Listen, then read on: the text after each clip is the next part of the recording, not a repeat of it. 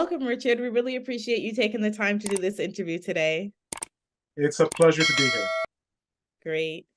As always, we like to begin all things by acknowledging the original stewards of the various lands that we're on, as well as our ancestors who toiled without compassion or compensation, and all the elders and community stalwarts whose shoulders we continue to stand on as we build and share and learn together for our collective liberation.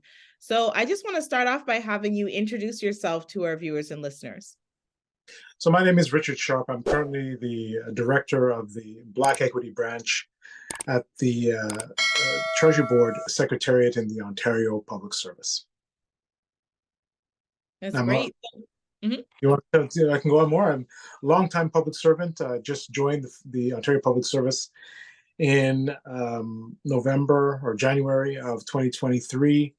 Was a federal public servant for about 20, 26, 27 years before I made the jump over to the OPS. Done a lot of work in the space of anti-racism, anti-Black racism, supporting things like the UN Decade for People of African Descent and all the things that flow from that with respects to education, policing, healthcare, and so on. Anything that touches the Black community, I've had a little bit of a hand in over the course of my years in this space. Well, we applaud your work over the years then for sure and appreciate that. Can you share what your personal mission and vision is? Oh, my personal mission and vision. Oh, wow. I guess it's to make sure that my time on this planet is supporting the advancement and the well-being and the sort of better future outcomes for people of African descent on this planet, in my country, in my society, in my family. It's really about pushing to create these outcomes that will help us to address this generational slide that we experience here in Canada, most specifically, and use what gifts I have to be able to promote and co-create these things that affect some meaningful systemic and institutional change. So that's in a nutshell. That's what I'm all about. Absolutely. We appreciate that. So, can you tell us about the origin of your work and how you're disrupting multiple ecosystems here in Canada? Oh wow, the origin of my work. I think we got to go back to the days of slavery in Canada in the 1800s, and then that moved into so-called emancipation, Jim Crow segregation in this country up until, let's say, the 60s. And then my parents arriving, giving us an opportunity to have a better life. I was born in London, Ontario, treated like an immigrant, I think, for most of my life, and realizing that these injustices are not just things that are individual one-off acts of racism, but this country is founded on it. And so for me, the origins of the work is addressing that in a meaningful way. I've watched my father destroyed by this place, my mother underemployed, my brothers and sisters struggling to find work and even to get a proper education because of who they are. And so somehow I've achieved some degree of success, and I'm giving back. I'm used a number of what I call policy instruments to support the foundation of this work, and in terms of the necessity and the drive to make it happen. There's things like the Charter of Rights and Freedoms. It says that everybody needs to ensure substantive equality. Human rights legislation. In the federal government, we've had employment equity legislation to ensure that workers are treated fairly and have equitable opportunities to advancement and to be able to work in an environment that's free of racism and demonstrations of white supremacy. And maybe one of the things that has really driven me since 2018, when the government endorsed the UN International Decade for people of African descent. So that's been the principal policy driver that that has been the focus of my work, and it's been the thing that I've been able to push through at the federal level, myself and others, to achieve results for specifically Black Canadians. So under the umbrella of the UN decade that speaks to recognition, justice, and development, it gives us that sort of springboard, that background to be able to drive for changes that includes the support of the Canadian government. I love that. Thank you for sharing. How important is social innovation in your work? I think social innovation is critically important for this work because without it, you know, the work doesn't move, right? So if we look at where things have stalled in the anti-racism front, addressing anti-Black racism, it's always within existing institutions and their structures that are designed to maintain status quo, maintain the hegemony of whiteness in this country. And so what social innovation, social media, this new age of the digital age allows control and access of information to be in the hands of the every man, woman, and person. And so when you're innovating in that space, you're able to circumvent, if not augment and improve how information is shared, how people think, how people access information, knowledge, share skills and expertise, and how to tackle this big beast of anti-Black racism. So I think it's critical. I don't think that governments actually are the ones that will help us to save the world. It will be that kid in his basement and working on his code for some virtual reality thing that touches on people in a way that is real enough and impactful enough that it gets people to move to support change. So I think that's partly why people want to regulate that stuff so much, because in the hands of people who want to affect change, it can be pretty powerful, from flash mobs to organizing protests to, influencing how people think about a particular issue, global or local, right? So it's really, really critical. I think it is definitely the future. Also, when I retire, some young people are going to be taking up this work in a much different way than I did. Social innovation is probably going to be at the underpinning of all the work that they'll be doing. You sound really optimistic about the future of AI and innovation in this space. I am. It just so happens I was just in a meeting in the OPS about talking about AI. So of course I raised the flag about the existential threat that it poses to Black and Brown Indigenous people in this country and on this planet, when algorithms are being used to decide whether or not you can go into a store, or whether or not you should be pulled over, or whether you should be hired for a job.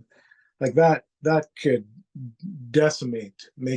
push us even further back than where we are now, partly because those tools, those algorithms, you want to call that, are built mostly by white people who have their values kind of entrenched and infused into these tools. So I'm optimistic, because the conversation I just had in the Ontario government is about infusing a Black inclusion lens into our development of potential regulatory frameworks to govern how we use AI. So AI can be less racist or anti-racist, which would be preferable, and that we don't end up having some of the societal problems down the road that are going to be exacerbated by the use of that kind of technology. So I'm pretty optimistic, because we're having the conversation. There are people that are aware of it, but I feel like, from my vantage point, we're going to be at the vanguard of some of that work for government, from the perspective of applying a Black lens, a Black inclusion lens, so that we're not continually being left behind in terms of the rollout of this incredibly powerful technology.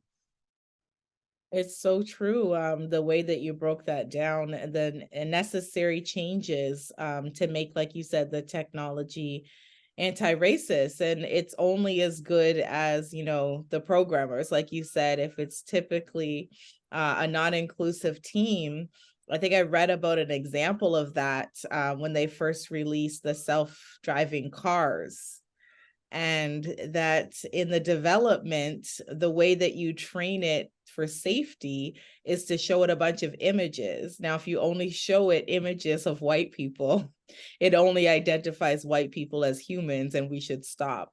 And so I think people can ignorantly just overlook that sort of, simple insight to, you need to show diversity, you need to show a variety. It's it right. So it's just like, I mean, self-driving sounds cool, but when you don't understand everything that went into the programming, then that's where it becomes scary and you can't trust it. So thank you for Mhm. touching on that. And like I said, that's all the reason why your work is so important. um, Now, what inspires you most about your current role in the community? What inspires me most? I think my kids inspire me most because we're going to leave this place to them. And I can see that they are struggling. My kids and other children are struggling to find their place in a society where, as Black children, they're still not wanted or accepted. So that's sort of my specific inspiration is that I'm also inspired by the ancestors, the people that came before me. My bloodline, in Jamaica, Sam Sharpe was the revolutionary down there, and apparently we're related. Although I don't know how far back, but that gives me a lot of inspiration knowing that this is in my blood, that we are here to make things better for our peoples, which means we resist oppression in all of its forms.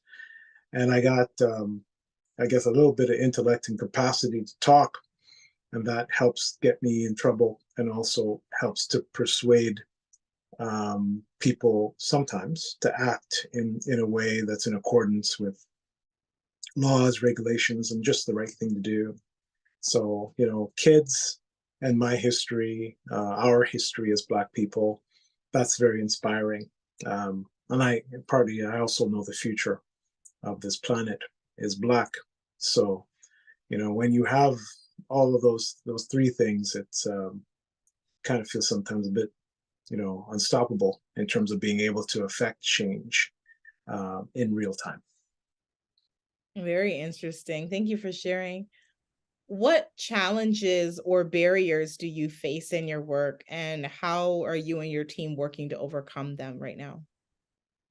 So barriers to the work, it's always kind of the same thing. So there's sort of basic lack of understanding as to why it's important that we focus on addressing anti-Black racism. I think that there's this fallacy within our society that we should all just get along, and that equity is equity, and that we shouldn't have a particular focus on Black. So a lot of our work, some of our work has been around making sure that we have the data to basically make the case for the work that we do. So disaggregated race-based data, disaggregated socio-demographic data, whatever you want to call it, but the data that says is how many Black people you have here, and how many white people and other racialized groups, and this is what their experience is. So one of the challenges of addressing this sort of constant questioning and justification is that sometimes the data isn't always that good. So we have to do our part to make sure that we're able to source good data.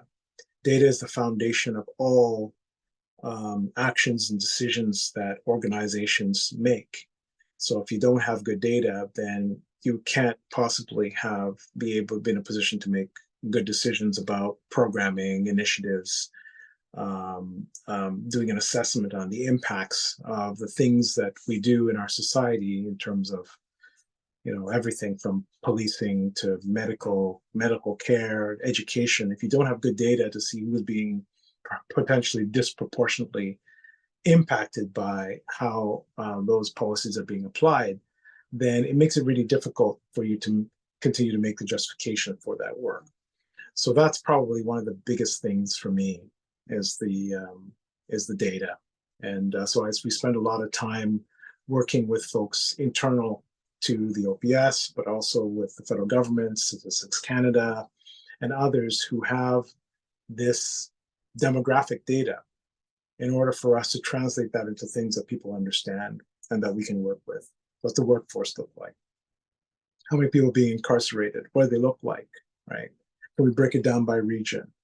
So those kinds of things are important because, what's happening in Thunder Bay is not the same thing that's happening downtown Toronto. It's not happening what's happening in other parts of the country. So we need to understand sort of data from a regional perspective, as localized as possible. So yeah, it's for me the big thing is challenge. Is the big challenge is being able to acquire good and useful data to support the work that we do. Right. And I'm glad that you touched on how important, the correct data is, of course, how necessary and where to pull it from. Do you have a key set of priorities that you're working on right now that you'd like to highlight? Mm-hmm. Yeah, so everywhere I go, I try to pull together an intrepid team of folks. Right now, I'm doing a Black equity branch.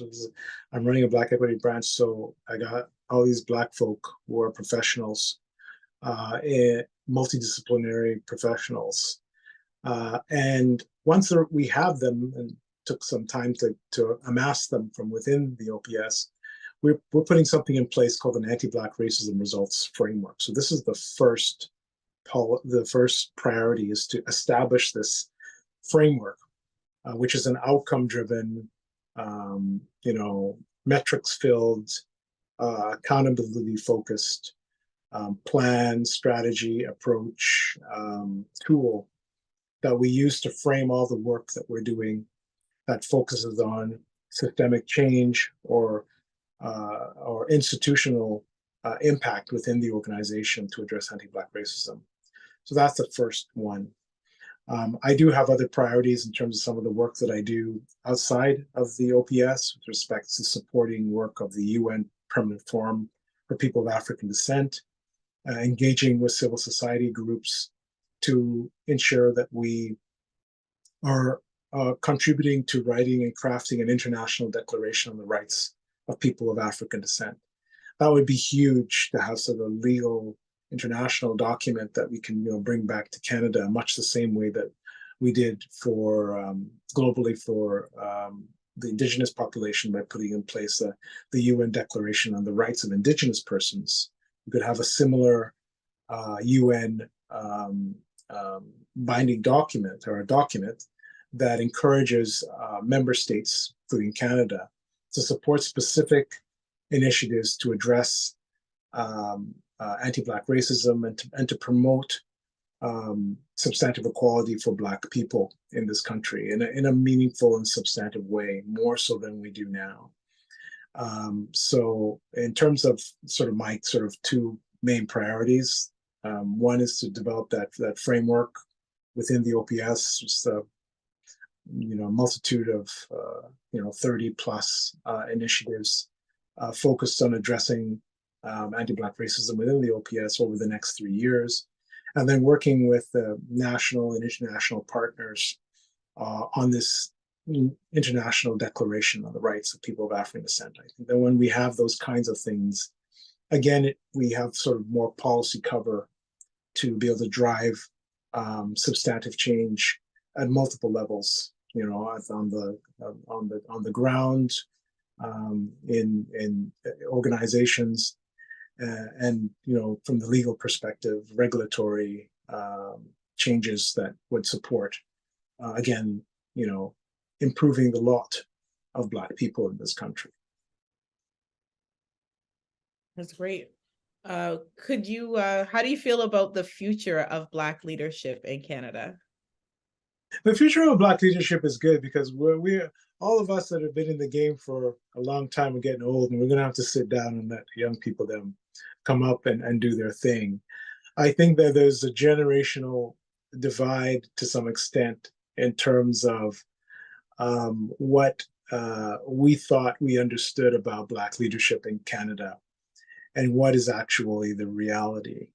I actually think that I do think that we always need to recognize when our time is done in the leadership space, and we should be doing everything in our power to engage in succession planning so the next generation of people that come behind us, that come to replace us, have what they need, have the support, have the knowledge, the that we pass on the experiences that we've had, so they don't have to make all of the same kinds of mistakes that we did when we were trying to come up the ranks.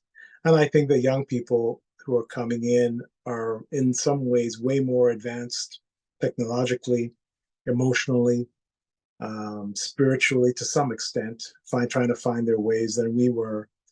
And that so my view of the future is that it's bright. And if we're successful in doing some of the things that we're trying to do, like I know that not everybody in the Black leadership space is all working in the same direction or even working on the same team, quite frankly. Those of us who are not in the pockets of corporations or governments per se are working at sort of multiple levels to make sure that people have voice and they're able to contribute to what a future Canada looks like, where we're not so much having these same conversations over and over again, that we're actually just talking about how we progress as peoples, and not that we're addressing racism or trying to overcome barriers and that sort of thing. So I think that young people are more and more closer to that. When I say that, I'm also very optimistic because like I was saying at the beginning, I've seen what the future looks like in Canada and the rest of the world. Right now, 10% of the planet are Black from sub-Saharan Africa. Within 30, 50 years, it's going to be 25%. And so all those people are going to be spread across the globe. And guess who the largest group of people that are coming into Canada are? 500,000. Just last week, they upped the number of people that could immigrate to this country to 500,000 people. And so one of the largest groups coming into this country are from the African continent, French-speaking, Black people, English, multiple languages, skills, abilities. So this country is going to change dramatically from a demographic standpoint. So whether or not people like it or not, Black people are going to be moving into leadership positions, into all kinds of positions, and supporting the growth, economic and other growth of this country. So it's good to start preparing from now for something that's going to happen in 15, 20 years. And that will make it easier for people from a policy perspective and from a social perspective when that change comes. We're seeing the resistance to that, especially in the United States, because they're changing faster. I think they passed that delta. I think more than 50% of the United States is not white. So we're not there yet, but we will be. And so are we going to see the same kind of pushback from people who are afraid of that change, or are we going to embrace it? Are we going to be this sort of multicultural society that the legislation says that we are? Or are we going to be dealing with sort of resistance to change? So I'm big on change. I think change is good. And so as it pertains to leadership who are ready to adjust to that change and be led by, like servant leadership, to be led by the people, as opposed to being the ruler of the people, then I think we'll be all right. I think we'll be all right. Very interesting. What is your ultimate goal, and what does success look like to you and your colleagues? Well, success looks like I'm out of a job. Success looks like you don't need someone like me leading a Black equity branch, because Black equity or Black inclusion is already infused into governments, into organizations, into education, into policing. not just superficial stuff, not just having leaders or police officers or doctors, but the way you think, the way this place thinks, has in its mind or has on the table, what about Black people? What about Indigenous people? What about people who are trans, LGBTQ plus? What about, and are we including these people in a way that's meaningful, these experiences, this reality in a way that's meaningful? If we get to that place, then I can retire and I can sit on that beach and I can watch my kids play, my grandkids play. I know that, we'll be fine. But I don't see that happening anytime soon. It might be a couple of generations from now, but I think we're well on the path to that. That was the gift that Floyd's life gave us, is that we're never going to truly go back to the way it used to be.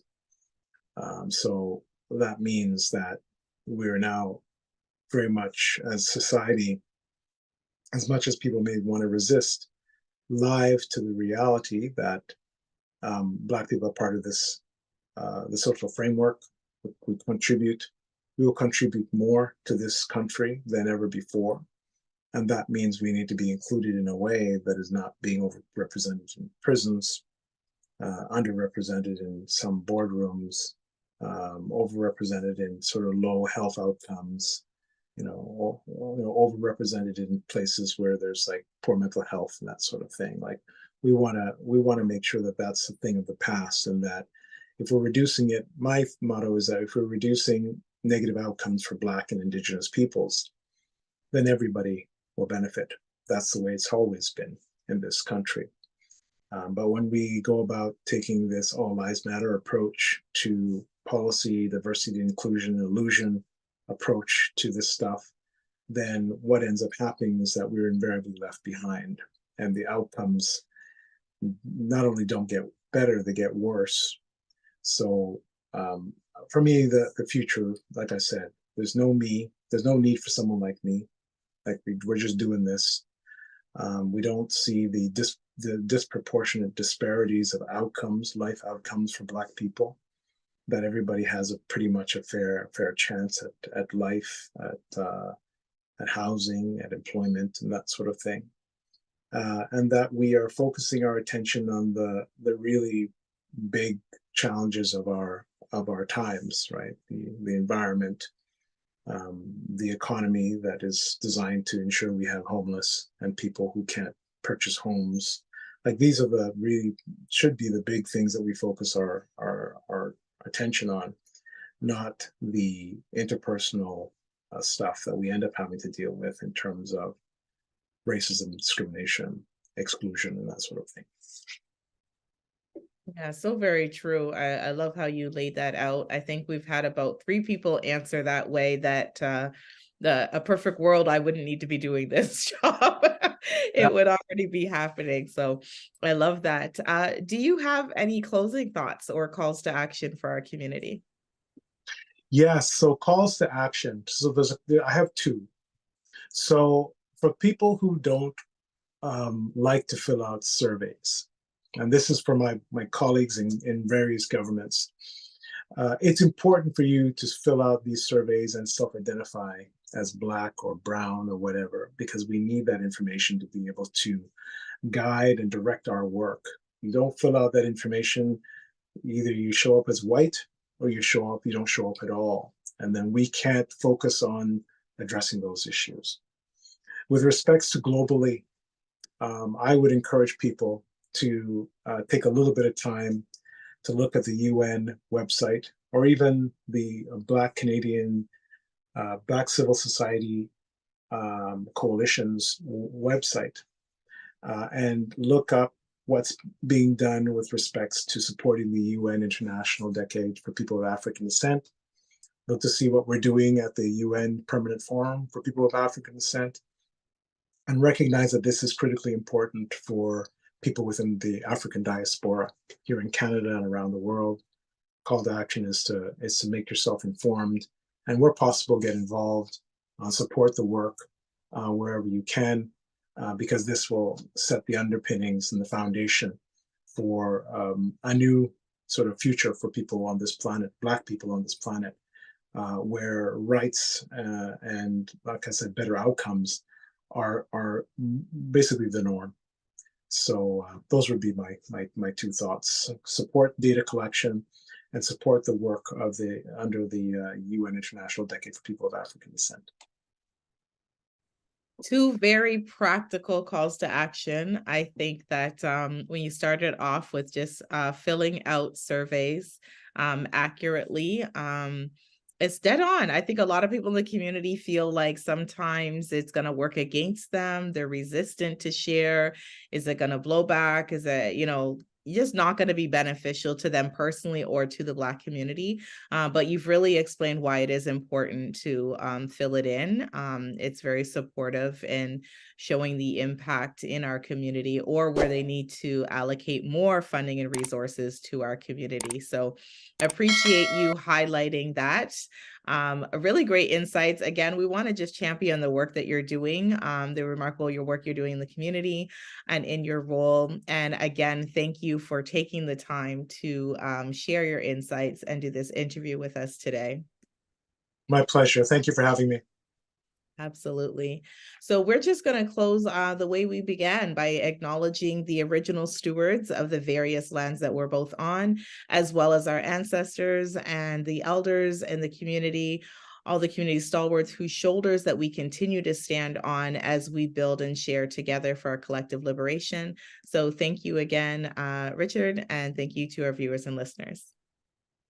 All right. Thank you. Bye for now.